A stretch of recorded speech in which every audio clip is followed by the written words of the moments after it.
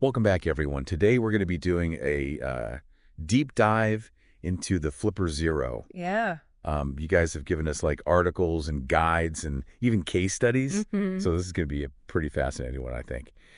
So the Flipper Zero, I mean, it's kind of been blowing up lately, Yeah. right? It's getting a lot of attention. What exactly is it? So it's not just a gadget. It's like Yeah. a multi-tool Okay. for like the digital age. I like that. It can interact with radio signals, Uh-huh. access control systems, Right. wireless devices, you name it. Wow, so it's like a Yeah. universal remote Yeah, kind of. on steroids Yeah. with like extra capabilities, right? Exactly. Right. It can capture those signals. It can analyze them. Uh-huh. It can even replay them. Yeah, and I saw that it's really popular with security professionals. Oh, yeah. Right. For penetration testing. Uh-huh. But it's also caught the eye of just regular tech enthusiasts, Sure. hobbyists. People who like to tinker. Exactly. Right. Yeah, people who just want to see what they can do with it. Well, it's really interesting that it bridges that gap, right? Yeah, it is. Between the professional use Mhm. and the hobbyist use. Yeah. And it seems like it has a pretty user-friendly interface, too. Yeah, surprisingly so, yeah. Yeah, so I was looking at it. It's pretty small. Yeah. It's like smaller than I thought it would be. Yeah, It's got that kind of like retro vibe, right? definitely. With like the D-pad Mhm. and the OK button and the back button, Uh-huh. the pixelated screen. Wait, is Yeah. that a digital pet on the desktop? It is. No way. Yeah. That's so cool. It's not just a gimmick. It's part of the charm. Okay, all right. I like it. I like it. But beyond the pet, Yeah. you've got your main menu with all the different functions. Mhm. You've got a lock menu for security, Okay, an archive for all the data, right. and you can even have like a favorites section God. for your go-to apps. That's really cool. So before we get into like all the cool things it can do, Yeah. there's a few things that all the guides mentioned that are important, right? Right. First of all, like having a high quality micro SD card. Absolutely. Yeah, you don't want to skimp on that. Okay. That's where you're going to store all your data. All right. Good to know.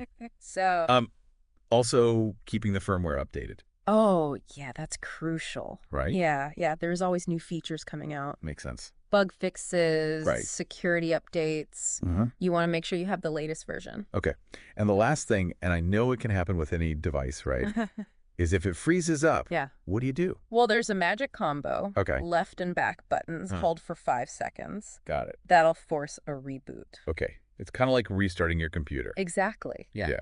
Good to know. So let's talk about what this thing can do. Okay, let's dive in. First up, we've got subhertz. So we're talking about capturing and replaying radio signals, Mm-hmm. like, for example, a garage door remote. Exactly. Yeah, that's a classic example. Yeah, that's where it starts to get a little scary, I think, right? Potentially. Especially if you have an older garage door. Right.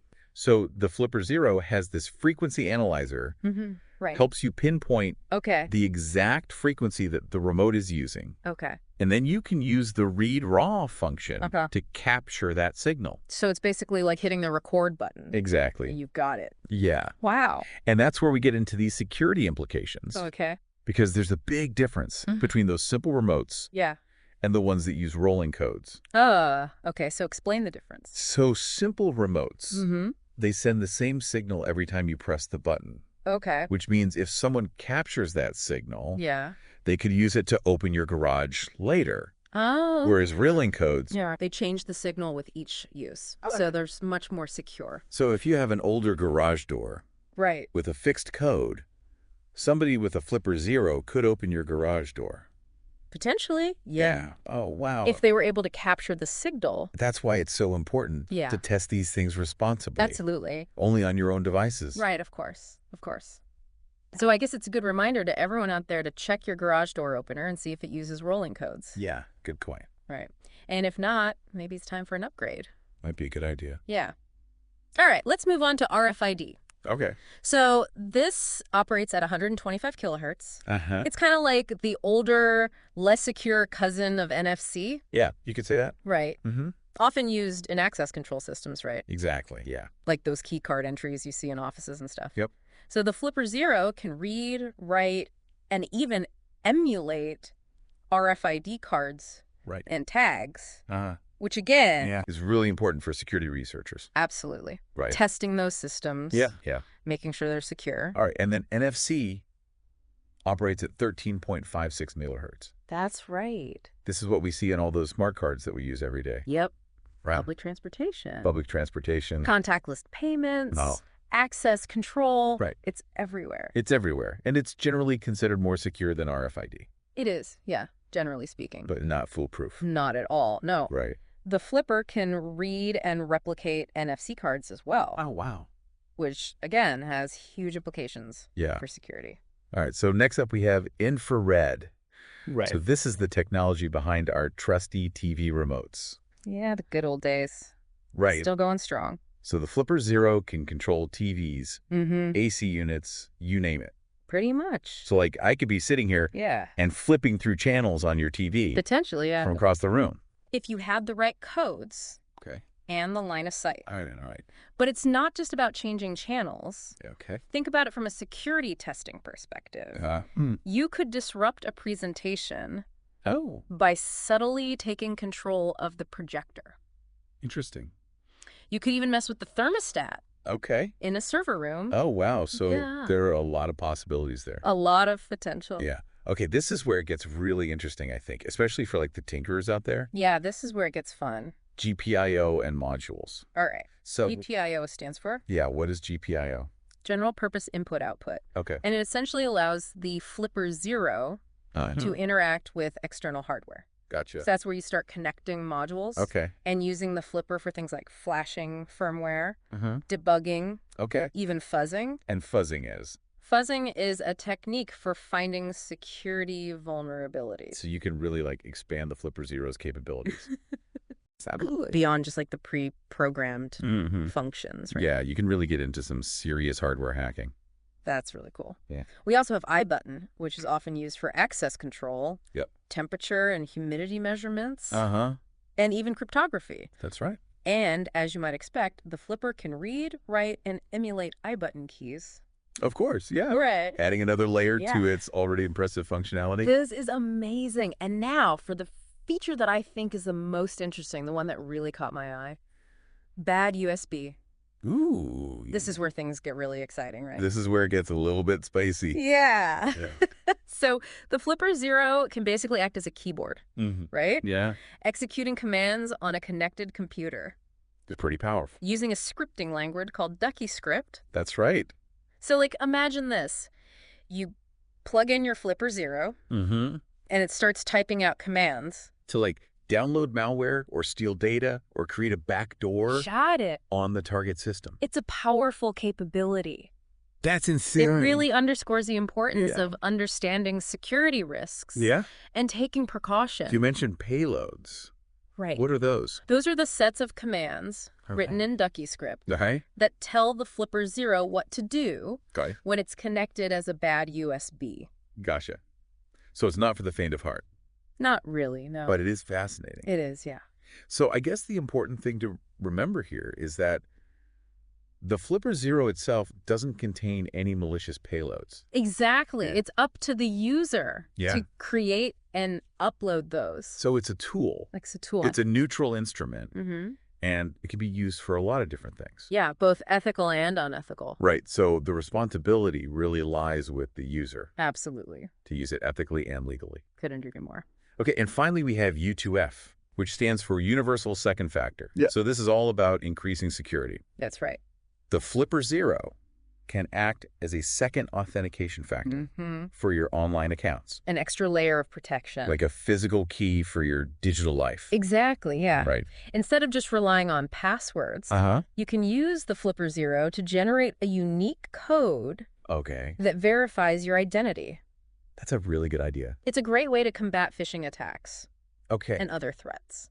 This is incredible. I mean, this tiny device can do so much. It's pretty amazing. And we haven't even scratched the surface of the Flipper Zero app catalog. Oh, yeah, there's a whole world out there. Right. Of community-developed apps. Which we'll have to save for another deep dive. Definitely. Because it's a whole rabbit hole. It is, yeah. But yeah, the apps are a great example of how the Flipper Zero is more than just a gadget. It's like a platform, right? It's a platform. This evolving ecosystem where, you know, new tools and features are being added all the time. Absolutely. By this amazing community. Driven by the community. Yeah. Yeah. So we've covered kind of the basic layout. and the key functions of the Flipper Zero. We've laid the groundwork. So are you ready to see this thing in action? Absolutely. Let's get into some real-world examples. Okay, let's do it. All right. Okay, so let's jump into some of these real-world scenarios. Yeah. And see how this Flipper Zero is actually being used out in the wild. So our sources are full of fascinating case studies. Oh, cool. And we'll start with that garage door example we were talking about earlier. Okay. They actually walk us through the process of capturing and replaying those signals from a simple remote. And they emphasize how easy it is to do. Yeah, it's surprisingly simple. So you just use the frequency analyzer to find the right frequency. You switch to read raw. Yep. You hit record. You press the button on your remote. Boom. And you've got it. You've captured the signal. And just like that, you can open somebody's garage. Potentially. Yeah. Wow. Again, it's a reminder that even something as mundane as a garage door opener can be vulnerable if it's using an outdated system. Yeah, that's a good point. You know, we don't always think about those everyday devices when we think about security. It's easy to overlook those things. Yeah. All right, let's move on to something a little bit more complex. Okay. RFID fuzzing. This sounds intimidating. It does sound kind of scary. But it's basically a technique for testing the security of RFID systems. Right. One of the case studies we looked at used an app called RFID Phaser, which is available on the Flipper Zero app store. Okay, so it's kind of like trying a bunch of different keys to see if one of them fits the lock. Yeah, you're sending a bunch of different signals. Okay. Trying to trigger a response. Gotcha. Or find a vulnerability. And in this case? And in this case, they were able to trick the system into granting access. Oh, wow. Even with an incorrect card. See, that's a little unsettling.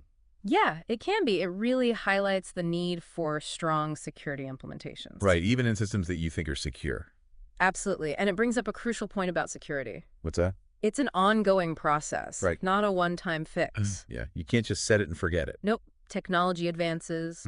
New vulnerabilities are discovered. Attackers find new ways to exploit them. So it's all about staying ahead of the curve. Exactly. And being aware of the latest threats. And the Flipper Zero can be a valuable tool for doing that. Yeah, I can see that. Yeah. Speaking of vulnerabilities, our sources also talked about a case study involving insecure NFC cards. Right. They were being used for access control.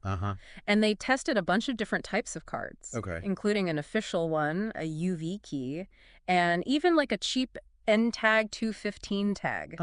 Yeah. And the system was pretty good at resisting the emulation of the official card or the UV key. But they were able to successfully emulate the cheap NTAG G215 tag. Using the Flipper Zero. Using the Flipper Zero. And gain access. And they got in. Oh, wow. So even though NFC is supposed to be more secure than RFID. It is, generally, yes. It's not immune to attack. If it's not implemented properly. Exactly. Yeah. The takeaway here is that security isn't just about the technology itself. It's about how it's used. How it's implemented. And how it's implemented. Okay. You can have the best technology in the world. Right. But if you don't use it right, it's useless. It's not going to protect you. All right, let's shift gears a little bit. Okay. Talk about red teaming. All right. So our sources described how the Flipper Zero can be used to create distractions or even disrupt operations. During like a security assessment. This is where it gets fun. So remind me what red teaming is again. So red teaming is basically simulating real-world attacks to test an organization's security posture. It's not about causing damage or harm. It's about understanding how people react. To unexpected events. And identifying weaknesses in their response. So they're basically using the Flipper Zero to cause a little chaos. A little bit of controlled chaos. Yeah, you can manipulate screens, HVAC systems. Oh, really? Turn off displays during a presentation. Oh, that'd be fun. You could subtly change the content. Interesting. Mess with the temperature in a server room. So it's about testing those response protocols. Exactly. Seeing how resilient an organization is. See unexpected events. I like it. It's a good way to, kind of test that human element as well. The human element is often the weakest link. Right. Exactly. Exactly. Okay. And speaking of links. Let's talk about iButton. All right. Those little electronic keys. Right. We talked about those. They're used for access control, environmental monitoring, even storing cryptographic keys. And of course, the Flipper Zero. The Flipper Zero can read, write, and emulate them. It's like having a master key. In a way. They can unlock a whole bunch of systems. It's a very powerful way to test the security of these iButton systems. And our sources actually talk about some pretty advanced use cases. They do. Right? Like emulating and brute forcing. A Dallas iButton, DS1990A. That's some serious hacking. That's hardcore. So we've seen how the Flipper Zero can be used to test garage door openers, access control systems, even these little iButton keys. It's a versatile tool. It is. And we've seen how it can be used in red teaming scenarios to test an organization's resilience. It's more than just a toy. It's definitely more than just a toy. It's a powerful tool for exploration. Absolutely. Learning, pushing the boundaries. But we have to use it responsibly. Couldn't agree more. Unauthorized access, malicious activities. Never acceptable. All right, so we've kind of explored the built-in functions of the Flipper Zero. We've seen it in action. Now let's take it a step further and talk about customization and expansion. All right, this is where it gets really interesting. This is where we take it from stock to supercharged. Exactly. We're talking custom firmware. Oh, cool. Plugins, modules. A whole ecosystem of community-developed resources. That's awesome. Yeah, you can really unlock the Flipper Zero's full potential here. So our sources highlight two popular firmware options. Yeah, extreme firmware and unleashed firmware. Okay, and what are the benefits of using custom firmware? So they offer a range of benefits. Yeah. You get expanded features, customization options, and often even enhanced stability. So it's almost like getting a whole new device. Yeah, it can feel like that. It's like a fresh look and feel, and a bunch of extra features to play with. And the best part is they're constantly being updated and improved. By the community. By the community. That's really cool. Yeah, it's a great example of the open source nature of the Flipper Zero and the passion of the community. It really seems like there's a strong community. Oh, yeah. It's a very active and supportive community. That's awesome.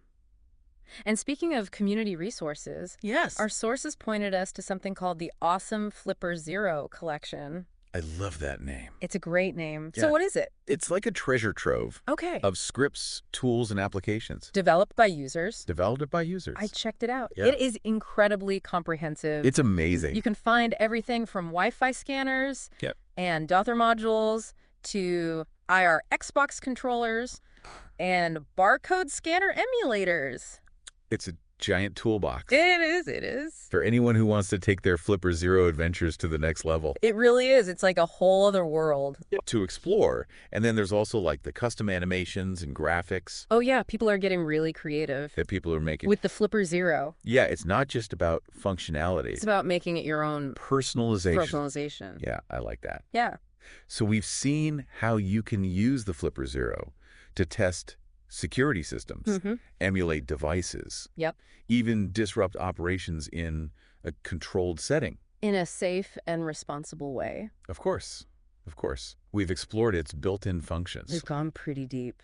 We have. We've talked about its capabilities for customization and expansion. And the community. And this amazing community that's driving its evolution. Yeah, it's really impressive. And we've emphasized the importance of responsible use. Absolutely. Making sure this powerful tool is always used ethically and legally. Couldn't agree more. So what are some of the key takeaways for our listeners? Yeah. What should they be thinking about after this deep dive? What should they be taking away from all of this? Into the world of the Flipper Zero. Honestly, all this talk about what the Flipper Zero can do has me thinking about my own devices. Yeah. And how secure they actually are. It's pretty eye-opening, isn't it? But, you know, it's important to remember. Yeah. The Flipper Zero isn't creating these vulnerabilities. Yeah. It's just exposing them. It's like shining a light. Exactly. In a dark corner. It's like we're surrounded by this invisible world of signals and protocols. That we don't even think about. Right? We just take them for granted. Yeah, totally.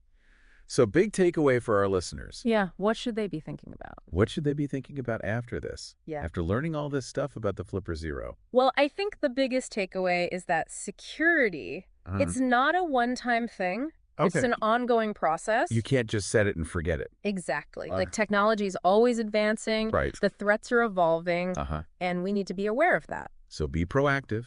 Be proactive. Not reactive. Exactly. Don't wait till something bad happens. Yeah, don't wait till you're a victim to start thinking about security. Take the time to understand the risks What could happen? What are the potential consequences? Right. And then what are the simple steps you can take? Right, like upgrading your garage door opener. Exactly. To one with rolling codes. There you go, see?